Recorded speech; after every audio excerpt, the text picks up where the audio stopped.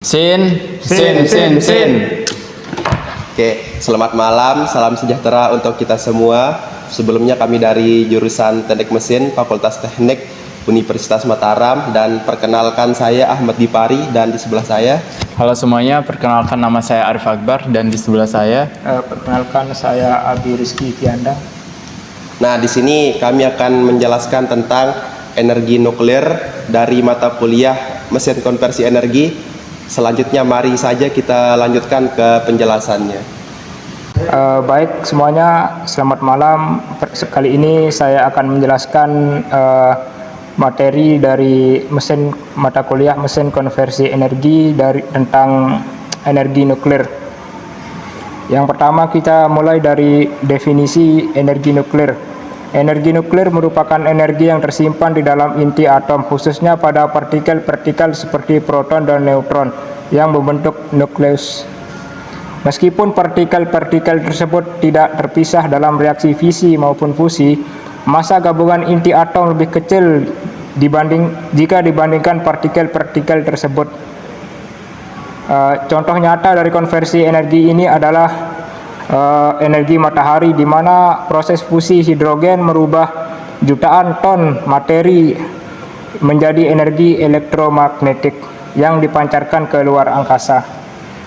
Energi nuklir sendiri diperoleh dari perubahan massa inti atom yang mengalami reaksi nuklir dan berubah menjadi inti atom yang lain.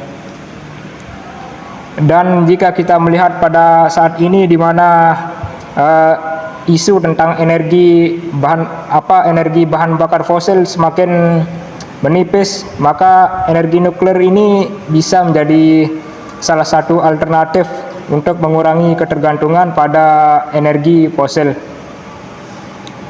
Namun persepsi negatif terhadap energi nuklir seringkali muncul akibat penggunaan energi nuklir dalam senjata dan kecelakaan reaktor seperti yang terjadi di Jepang, yaitu Chernobyl. Padahal dengan pengolahan yang bijaksana, bertanggung jawab dan terkendali, energi nuklir dapat memberikan manfaat yang besar dalam meningkatkan kualitas hidup dan menjadi solusi atas masalah kelangkaan energi di masa depan. Dan untuk selanjutnya adalah kelebihan dan kekurangan energi nuklir. Meskipun energi nuklir sempat mendapat citra negatif akibat bencana tsunami di Jepang,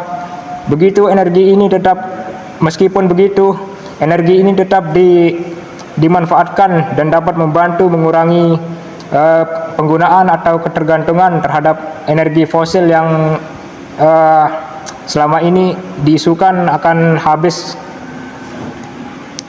Dalam menghasilkan energi nuklir ini dapat menghasilkan energi dalam jumlah yang besar dan dengan biaya yang relatif lebih kecil jika dibandingkan dengan pembangkit energi lain.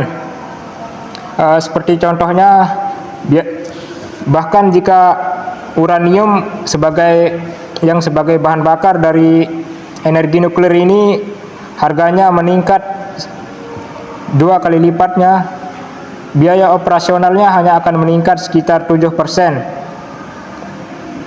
Sebagai gambaran atau perbandingan, satu truk uranium dapat menghasilkan energi yang setara dengan 1000 truk batu bara, dan itu perbandingan yang sangat besar sekali. Dengan demikian, energi nuklir juga berperan mengurangi ketergantungan pada minyak dan gas impor. Namun di balik kelebihannya yang sangat banyak, tentu energi nuklir ini juga terdapat kekurangannya, dan seringkali orang mengasosiasikan kekurangannya ini dengan berbagai bencana dan kecelakaan yang terjadi, dan salah satunya yaitu yang terkenal adalah di Jepang, yaitu bencana reaktor Chernobyl. Selain itu, masalah limbah nuklir juga menjadi perhatian utama karena limbah radioaktif memerlukan waktu yang sangat lama untuk terurai. Dan ini bergantung pada jenis isotopnya. Kritikus berpendapat bahwa limbah nuklir tidak bisa hanya dibuang dan dilupakan begitu saja, karena potensi bahayanya yang sangat besar. Resiko kecelakaan nuklir sendiri itu juga sangat tinggi jika dibanding dengan pembangkit energi yang lainnya seperti energi gas dan energi batu bara. Dan mungkin itu saja pembahasan dari saya. Berikutnya tentang fisi nuklir akan dijelaskan oleh teman kami. Baik, saya akan melanjutkan dari teman saya. Yang ketiga yaitu fisi nuklir. Energi nuklir dihasilkan melalui dua mekanisme utama, reaksi fisi dan reaksi fusi. Reaksi fisi nuklir terjadi ketika inti atom berat seperti uranium menyerap neutron dan terpecah menjadi dua inti yang lebih ringan, menghasilkan sejumlah neutron baru. Neutron ini kemudian dapat menyebabkan reaksi fisi berikutnya, membentuk reaksi berantai. Jika tidak terkendali, dapat menghasilkan ledakan besar seperti pada bom nuklir. Namun, energi dari reaksi fisi juga dapat dimanfaatkan secara terkendali dalam reaktor nuklir yang dirancang untuk memastikan keamanan dan pemanfaatan energi secara optimal. Misalnya dalam pembangkitan listrik dan penelitian. Reaktor nuklir terbagi menjadi dua jenis utama. Reaktor fisi yang menghasilkan energi dari fisi uranium atau plutonium, terdiri dari beberapa varian seperti reaktor termal, reaktor cepat, dan reaktor subkritis. Yang kedua yaitu reaktor fusi yang berpotensi menghasilkan energi besar dan limbah radioaktif minimal dan tingkatan keamanan lebih baik. Namun, tantangan teknis dan ekonominya masih menjadi hambatan dalam penerapan teknologi ini untuk pembangkitan listrik. Fisi nuklir adalah proses pembelahan inti atom akibat tubrukan dengan partikel lain, menghasilkan energi serta atom-atom baru dengan massa lebih kecil. Produk fisi uranium menghasilkan berbagai elemen dengan massa sekitar 95 hingga 135, termasuk barium, krypton, zirconium, tellurium, strontium, cesium, iodium, lanthanum, dan xenon. Sementara itu, fisi plutonium menghasilkan unsur dengan massa sekitar 100 hingga 135. Reaksi fisi pada uranium 200 sampai 235 dan plutonium sampai 239 dipicu oleh neutron, menghasilkan sejumlah neutron tambahan dan energi tinggi sekitar 180 sampai 200. Selanjutnya itu inti atom terdiri dari proton dan neutron yang terikat kuat dalam nukleus yang ukurannya jauh lebih kecil daripada atom secara keseluruhan. Jumlah proton menentukan elemen atom, sementara jumlah neutron menentukan isotopnya. Proton dan neutron memiliki massa hampir sama, sehingga jumlah totalnya menentukan nomor massa atom tersebut. Sebagian besar elektron memiliki massa yang sangat kecil dan hampir tidak berkontribusi terhadap massa atom secara keseluruhan. Kita lanjut yang keempat, yaitu pembangkit listrik tenaga nuklir atau PLTN. Pembangkit listrik tenaga nuklir adalah sistem pembangkit listrik termal yang menggunakan energi dari reaksi nuklir sebagai sumber panas. PLTN termasuk dalam kategori pembangkit baseload yang beroperasi optimal dengan daya keluaran konstan. Kapasitas daya yang dihasilkan berkisar antara 40 hingga lebih dari 1000 MWe dengan unit baru yang dikembangkan mencapai 600 sampai 1200. Hingga tahun 2005 terdapat 443 PLTN berlisensi di dunia, menyuplai sekitar 17% kebutuhan listrik global. PLTN diklasifikasikan berdasarkan jenis reaktor yang digunakan. Beberapa sistem reaktor modern dikembangkan dengan keamanan pasif, meningkatkan keandalan dan keselamatan operasionalnya. Salah satu kategori utama adalah reaktor fisi yang menghasilkan panas dari pembelahan isotop fisil seperti uranium dan plutonium. Reaktor fisi terbagi menjadi beberapa jenis, termasuk reaktor termal yang menggunakan moderator neutron untuk memperlambat neutron agar reaksi fisi dapat berlanjut. Sementara itu, reaktor cepat bekerja tanpa moderator karena bahan bakar yang digunakan memungkinkan reaksi berlanjut dengan neutron berkecepatan tinggi. Ada pula reaktor subkritis yang mengandalkan sumber neutron eksternal tanpa reaksi berantai, tetapi konsep ini masih dalam tahap pengembangan hingga tahun 2004. Reaktor cepat awalnya banyak digunakan, tetapi perkembangannya kalah dibandingkan dengan reaktor termal. Keunggulan reaktor cepat adalah kemampuannya dalam menggunakan seluruh uranium dalam bahan bakar, serta mentransmutasi radioisotop dalam limbah menjadi material yang lebih cepat luruh, membuatnya lebih efisien dalam jangka panjang. Namun karena sebagian besar reaktor cepat digunakan untuk produksi plutonium, teknologi ini sering dikaitkan dengan proliferasi nuklir.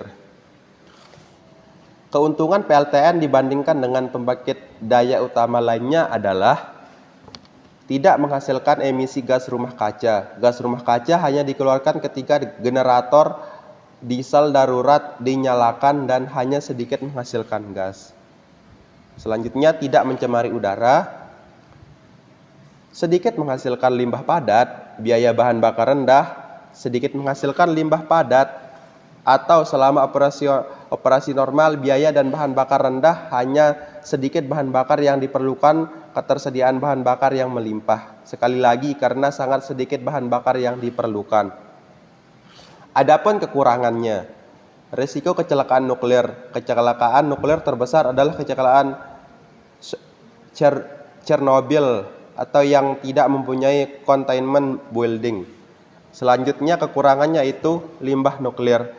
Limbah radioaktif tingkat tinggi yang dihasilkan dapat bertahan hingga ribuan tahun. Mungkin itu saja, selanjutnya akan dijelaskan oleh teman saya. Kemudian kita masuk pada poin yang selanjutnya, yaitu reaksi nuklir. Partikel subatom terdiri dari proton, elektron, dan neutron. Proton dan neutron berada di dalam inti atom, sedangkan elektron bergerak di sekelilingnya. Selain ketiga partikel tersebut, masih terdapat ratusan partikel lain seperti quark dan meson. Beberapa partikel bersifat permanen, sementara yang lain seperti meson eksotis hanya bertahan dalam waktu jangka pendek. Dalam fisika nuklir, reaksi nuklir terjadi saat dua inti atom atau partikel nuklir bertabrakan, menghasilkan produksi yang berbeda dari keadaan awalnya. Meskipun sebagian besar reaksi melibatkan dua partikel, dalam kasus yang sangat jarang, lebih banyak partikel dapat terlibat. Jika partikel hanya bertabrakan dan mengalami perubahan signifikan selain energi, maka itu disebut tabrakan, bukan reaksi. Kemudian ada dua jenis utama reaksi nuklir. Yang pertama fusi nuklir, kemudian yang kedua yaitu fisi nuklir. Fusi nuklir yaitu peleburan dua atau lebih inti atom yang menghasilkan energi dan membentuk atom baru. Reaksi ini sering disebut sebagai reaksi bersih karena menghasilkan lebih sedikit limbah radioaktif. Kemudian fisi nuklir, yaitu pemisahan inti atom setelah bertubrukan dengan partikel lain, yang juga menghasilkan energi serta atom baru bermassa lebih kecil disertai radiasi elektromagnetik. Reaksi fusi dapat menghasilkan radiasi alfa, beta, dan gamma yang dapat berbahaya bagi manusia. Persamaan reaksi nuklir ditulis dengan format serupa reaksi kimia menggunakan simbol unsur serta nomor massanya. Energi yang dihasilkan dalam reaksi nuklir dapat dihitung dengan rumus relativitas Einstein, yaitu yang umumnya dikenal sebagai E sama dengan M kali C kuadrat, di mana perubahan massa sebelum dan sesudah reaksi dikalikan dengan kuadrat kecepatan cahaya. Dalam reaksi litium 6 dengan deuterium, sebagian kecil massa hilang dan dikonversi menjadi energi sekitar 22,4 MeV. Secara umum, energi yang dihasilkan dalam reaksi nuklir per kilogram bahan dapat dikategorikan sebagai berikut. Fisi nuklir. Uranium 235 menghasilkan sekitar 17,6 kiloton TNT per kilogram. Plutonium 239 sekitar 17,3 kiloton TNT per kilogram. Kemudian fusi nuklir, yaitu deuterium ditambah deuterium menghasilkan 82,2 kiloton TNT per kilogram. Sementara lithium min 6 ditambah deuterium menghasilkan 64 kiloton TNT per kilogram. Reaksi nuklir memiliki peran penting dalam pembangkitan listrik, eksplorasi luar angkasa, dan senjata nuklir. Efisiensi serta keamanan dalam pengelolaan energi nuklir menjadi tantangan utama dalam pemanfaatannya di berbagai sektor teknologi dan industri. Banyak reaksi nuklir sebenarnya berkaitan dengan dua langkah terpisah. Pertama, partikel datang menumbuk inti target, dan keduanya bergabungan untuk membentuk inti baru yang disebut inti majemuk, yang nomor atomik dan nomor massanya merupakan penjumlahan dari nomor atomik partikel semua dan penjumlahan nomor-nomor massanya. Inti majemuk tidak memiliki ingatan bagaimana terbentuknya, karena nukleonnya tercampur tidak tergantung pada asalnya, dan energi yang membawanya menjadi keadaan tersebut oleh partikel-partikel datang dibagi-bagi di antara nukleon tersebut. Jadi, suatu inti majemuk tentu dapat terbentuk melalui berbagai cara. Kemudian untuk terbentuknya itu ada di macam tabel reaksi inti yang menghasilkan inti majemuk. Nanti kita akan tampilkan di sini. Nah, tabel di atas menunjukkan 6 reaksi yang menghasilkan inti majemuk. Tanda bintang menyatakan keadaan eksitasi, yaitu inti majemuk biasanya tereksitasi dengan jumlah energi ikat partikel-partikel yang datang. Inti majemuk mempunyai umur